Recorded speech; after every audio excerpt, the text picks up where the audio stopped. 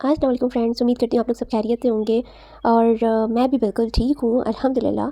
और मैं एक चीज़ सोच रही थी, एक बात सोच रही थी। मैंने ये सोचा कि 30s और 40s की एज कुछ इस तरह से होती है कि हम इसको जहाँ अपने जहन को लगाएं वहीं वो लग जाता है। अगर हम घर में बैठे हैं और हम कोई काम ना करें, हम किसी चीज़ में बिज़ी ना रहें, तो हम ओवर थिंक करने लगते हैं। 30s में जैसे कि कोई प्रेशर का फेस नहीं होता है ये, और 40s में बल्कि ये वो एज होती है जहाँ इंसान लाइफ को समझना शुरू करता है। इस एज में हम परफेक्ट लाइफ ढूंढना छोड़ देते हैं और पीसफुल लाइफ चूज़ कर रहे होते हैं। 30s की सबसे अच्छी बात मैं आपको ये बताती हूँ कि आप छोटी छोटी चीज़ों को एंजॉय करना सीख जाते हैं। सुबह की चाय, काम में फोकस और रात को सुकून से सोना, ये समझिए हमारे लिए एक लग्जरी लाइफ लगने लगती है। इस एज में ये भी समझ आ जाता है कि फ़ारिग रहना हमारे लिए समझिए डेंजरस हो सकता है, क्योंकि जब हम फ़ारिग होते हैं ना तो दिमाग खुद ही सोचना शुरू कर देता है और ज़्यादा सोचना सुकून छीन लेता है। और यह आपको भी पता है कि जब हम ओवर थिंक करते हैं तो हमें नींद नहीं आती, हमारे फेस ख़राब हो जाता है। इसलिए अपने आप को बिज़ी रखना बहुत ज़रूरी है, चाहे वो जॉब हो, घर के काम हो या फिर कोई पैशन।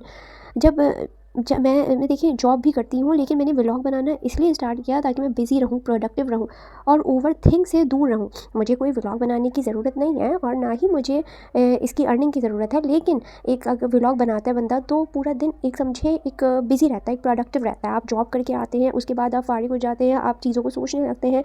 तो इसमें क्या होता है कि जब आप व्लॉग में बिज़ी हो जाते हैं ना, तो आप किसी चीज़ को सोच ही नहीं सकते, आप थक जाते हैं।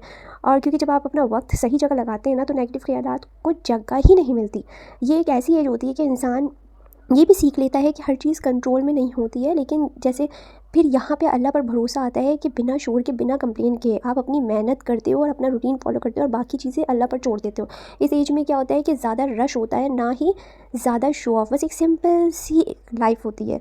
जैसे जिसे कहते हैं 30s और 40s की इंजॉयमेंट, जिसे कहते हैं लाउड नहीं होती, ये एक साइलेंट इंजॉयमेंट होती है जहाँ आप खुद के साथ खुश होते हैं। आप सीख लेते हैं कि खुशी लोगों से नहीं होती, रूटीन से आती है, डिसिप्लिन से आती है और ख़ुद को बिज़ी रखने से आती है। जैसे कि अगर आप 30s में हैं या 40s में हैं और कभी कभार आपको थकान महसूस होती है, तो याद रखें आप पीछे नहीं जा रहे हैं, आप समझिए एक तरह से स्ट्रॉन्ग हो रहे हैं। मैंने ये देखा है कि जब हम छोटी उम्र से ही हम अपनी ज़िंदगी में बहुत बिज़ी रहते हैं, पढ़ाई, काम, जिम्मेदारियाँ, लगता है बस यही लाइफ है। और जब हम थोड़ा बड़े हो जाते हैं ना, जब एज आगे निकल जाती है, तब अचानक ही ख्याल आता है कि काश उस वक्त इबादत के लिए भी वक्त निकाल लिया होता हमने, काश थोड़ा सा दिल को भी सुकून दिया होता। लेकिन लाइफ का ये भी सच है कि जैसे जैसे एज बढ़ती जाती है, लाइफ का पर्सपेक्टिव चेंज हो जाता है। इस एज में चीज़ों को लेकर रश नहीं होता, ना हर बात पे गुस्सा आता है, ना हर बात पे लड़ाई झगड़ा। और मैं एक मज़े की बात बताऊं तो इस एज में क्या होता है कि मियाँ बीवी में प्यार बढ़ जाता है और ज़्यादा मोहब्बत हो जाती है। और उसमें हंसी मजाक, वो छोटी छोटी बातें जो सिर्फ अपनी बीवी या अपने शौहर के साथ ही अच्छी लगती है, ये वो प्यार होता है जहाँ इम्प्रेस करना नहीं होता, बस समझना होता है एक दूसरे को।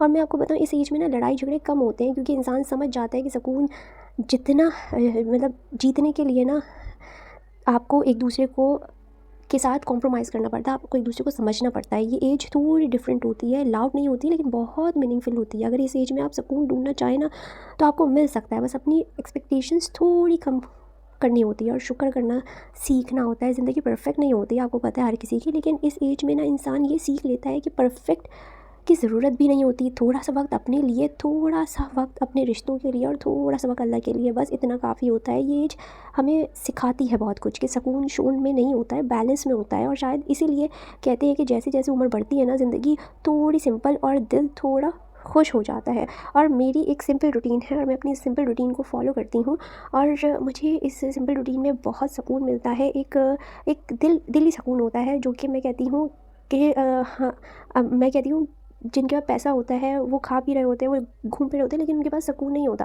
मैं कहती हूँ अपनी ज़िंदगियों में सुकून लाएं, अपनी ज़िंदगी को समझें। मैं कहती हूँ सिंपल रखें, जितना सिंपल रखेंगे उतना ज़्यादा सुकून होगा, जितना बिज़ी रहेंगे उतना ज़्यादा आपकी ज़िंदगी में सुकून होगा। आप ओवर थिंक नहीं करेंगे। बहुत सारे लोग ऐसे देखे हैं जो बहुत ज़्यादा परेशानी में है, बहुत तकलीफ़ में है, लेकिन यह है कि अल्लाह का अगर शुक्र अदा करेंगे तो अल्लाह ताला उनकी मुश्किलात भी जल्द आसान कर देगा। ये मुश्किलात अल्लाह ताला की तरफ से आती हैं और आपका एक टेस्ट होता है जो कि अल्लाह ताला की तरफ से होता है। और अगर हम उसको फुलफ़िल करें, हम उस पे पूरा उतर जाएँ, तो अल्लाह ताला हमारी सारी मुश्किलात को हल कर सकते हैं। और हर एज में हर चीज़ डिफरेंट होती है। हर एज के हिसाब से हर चीज़ डिफरेंट होती है। बचपन में कुछ और चीज़ें होती हैं, जवानी में कुछ और होती है और बुढ़ापे में कुछ और होती है। तो अपने इस वक्त को ज़ाया ना करें, अपने इस वक्त को दूसरों की बुराइयों में, दूसरों से नफ़रतों में ज़ाया ना करें। अपने ऊपर लगाएं इस वक्त को और अपने वक्त को प्रोडक्टिव बनाएं और अपने लिए और अपनी ज़िंदगी के लिए बहुत कुछ आप कर सकते हैं अपने वक्त को बचाकर, अपने वक्त को फालतू कामों में ना लगाकर। और उम्मीद करती हूँ कि आप लोग को वीडियो पसंद आई होगी। अगर आपको मेरा व्लॉग पसंद आता है तो आप प्लीज़ सब्सक्राइब करें, शेयर करें। Thank you. अल्लाह हाफ़िज़। अपना बहुत ख्याल रखिएगा।